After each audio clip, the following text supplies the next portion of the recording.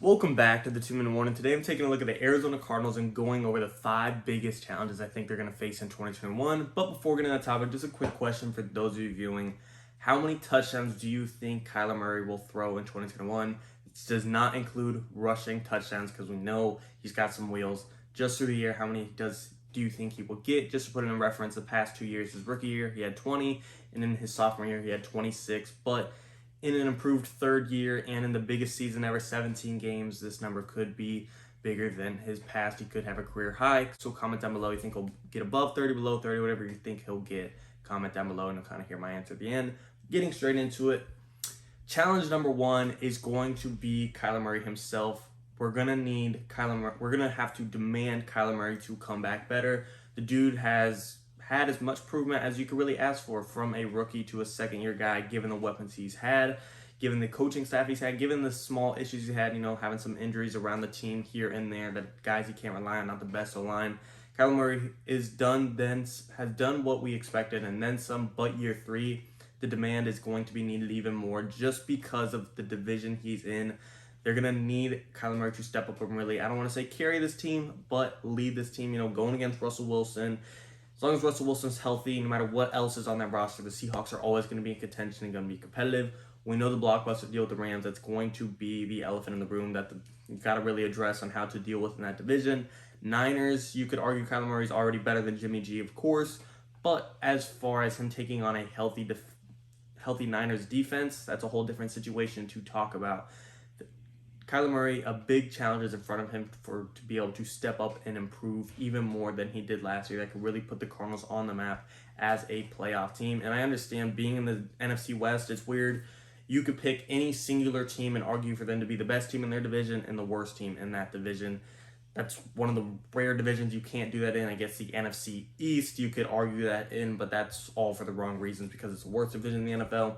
NFC West, the best division in the NFL. Like I said, you could pick any singular team in that division and really say they are the best or worst team in there. But Kyler Murray, the challenge is in front of him to be better than he was even last year to really get this team over the hump of 500 and get them into the playoffs. It won't be easy, but I certainly think it's possible.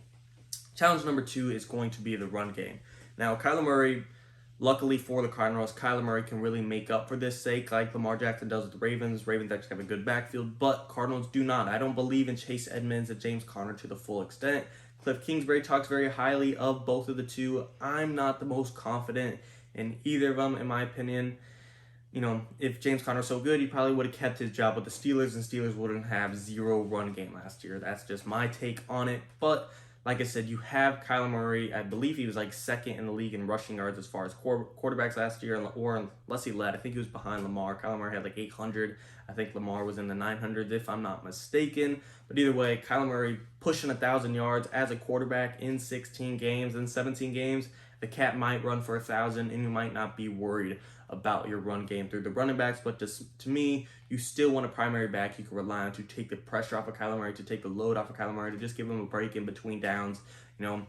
If you're in a 2nd and 8, you can rely on a running back to make it a manageable 3rd and 4, not get stuffed at the O-line, and now you're looking at 3rd and long.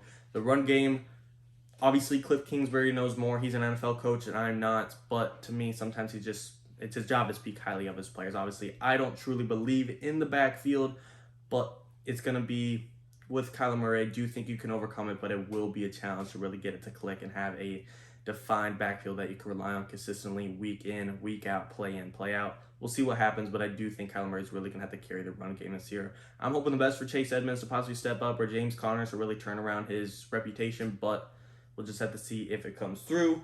Number 3 on the list of the biggest challenge is Cliff Kingsbury. He needs to step up his coaching game. I want to give him the benefit of the doubt, just like the next guy, and hope he can make things click and hope he can make things turn around. Hope he can be the Cardinals guy. But when you're a division with a historical and very respected Pete Carroll, with the 2 up-and-coming innovative head coaches in Sean McVay and Kyle Shanahan, Cliff Kingsbury needs to get with the times and really keep up with those coaches.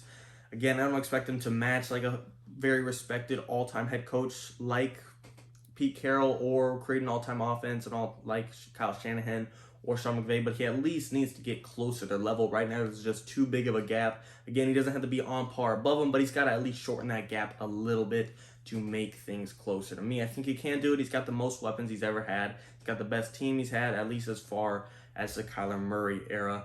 Kyler's now got the most weapons he's had, got D-Hop for an extra year. Kyler's getting more confident. You got some players on defense, and this team just feels a lot more ready last year than they were last year. Last year, they still had hope. I believe they started 5-2 at one point. They were 2-0 in the real beginning of the season, and then things just fell apart.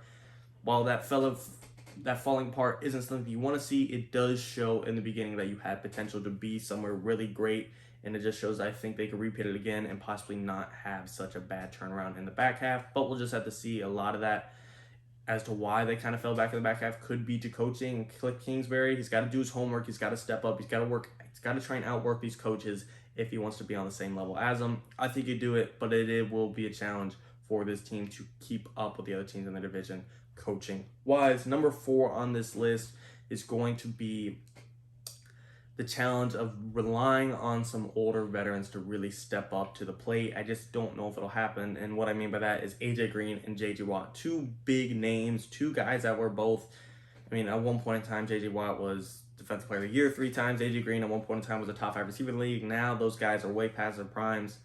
The challenge is going to be, what are they going to be able to provide, and are their names bigger than their play right now? AJ Green, I don't expect him to be a top 5 receiver again, but can he make top 20, top 15? Can, Kyler Murray, D-Hop, and AJ Green create a team of 2,000-yard receivers? If so, you're winning this challenge. Can JJ Watt get 10-plus sacks again? If so, you're winning this challenge, but I don't know if it's possible, I think it's possible AJ Green can get 1,000 yards. I've said it before. If D-Hop is D-Hop, there's gonna be a lot of tension on him from the defenses, and that can open up a lot of one-on-one matchups and a lot of separation for AJ Green to really revamp his career again and really turn it around and show he could still be the guy to rely on. I don't expect him to be number 1 receiver again, especially not on this team when you got D-Hop, the little best receiver in the league. But I do think he could be a wide receiver number 2 again to help out D-Hop. Christian Kirk, he's a speedy and big play slot receiver. So like I said, I could continue to create more separation. They drafted Elijah Moore. AJ Green's got some help to create some separation on this field and turn his career around, but it's still going to be hard. A guy that hasn't really played a full season since 2017 or 2018. It's been a long time. I want to say 2018. That's a long time. But with the new offense, with the new team, with some new help, I think he could do it. As far as the defensive side and JJ Watt, what does he have left in the tank? He hasn't had 10-plus sacks from 2018. Before that, he hasn't had 10-plus sacks since 2015. But having Chandler Jones, a guy last time he was healthy had 19-plus sacks, having each of them on both sides, someone's going to get double teamed, someone's going to get a one-on-one, and either J.J. Watt or Chandler Jones is going to win one-on-one. And I think J.J. Watt, with Chandler Jones healthy, can really revamp his, I don't want to say revamp his career because no one expects J.J. Watt to go out there and win Defensive Player of the Year again, but I think revamp it in the sense of get his respect back of being one of the best edge rushers in the league. He's definitely fallen off those rankings over the past few years. Hopefully the pass rush will get there with Zayvon Collins, a new rookie. I know he's in some trouble right now. Hopefully that will get figured out. I'm not sure. Isaiah Simmons will find a better role and really help out J.J. Watt, but it's going to be a challenge for A.J. Green and J.J. Watt to really just turn things around completely. I'm rooting for him, but I don't know if they will do it. Last on the list is a lockdown corner. I feel like they don't have one. I'm a big fan of Budda Baker, but he is as safety as it comes. I know some guys like to call it, there is no safety, there is no corners, it's just defensive backs, whatever. To me, there's no lockdown corner like you have with Pat P. And I know Pat P was getting up there in age, and he wasn't as locked down as he used to be, but still, Malcolm Butler, as much as I like him, and I think it was a good pickup, I'm not knocking it by any means, and I like the Marco Wilson draft pick in the 4th round. He went to the University of Florida, I go there, so I'm a fan of that pick. I still don't fully believe in them replacing Pat P to the full extent and finding a guy that you could really just lock down a receiver, lock down a DK Metcalf in your division, or lock down a Brandon Ayuk, Cooper Kupp, or Mike Evans, or whoever you're playing this year throughout the season, Justin Jefferson. I don't see that on the secondary, but I do think in time, Budda Baker, he's already the leader of this secondary now that Pat Pete's gone. As much as I like him there, like I said, I don't see a number 1 corner.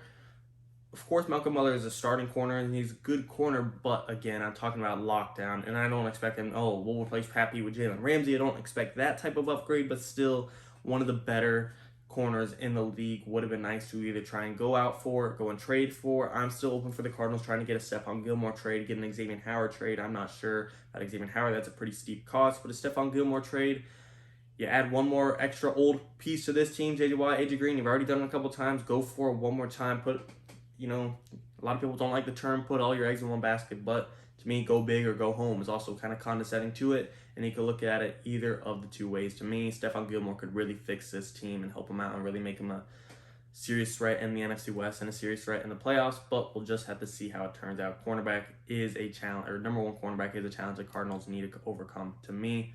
But as always, you guys tell me, do you agree or disagree with the list? Just go over one more time. Biggest challenge is Kyler Murray continuing to improve. Run game being non-existent, at least in the backfield, in my opinion. Cliff Kingsbury needs to improve as well. Old players really need to help turn around the career, show what gas they have left in the tank. And number 5 is going to be who is the number 1 corner. As always, guys, let me know what you think of the list. And referring back to the question today, how many touchdowns do you have for Kyler Murray this year? Him being so reliant on his legs, I still don't see him throwing for 40 touchdowns, but I do think he will break the 30 threshold, especially having 17 games. But you guys tell me. As always, and thank you for watching. 2-minute warning.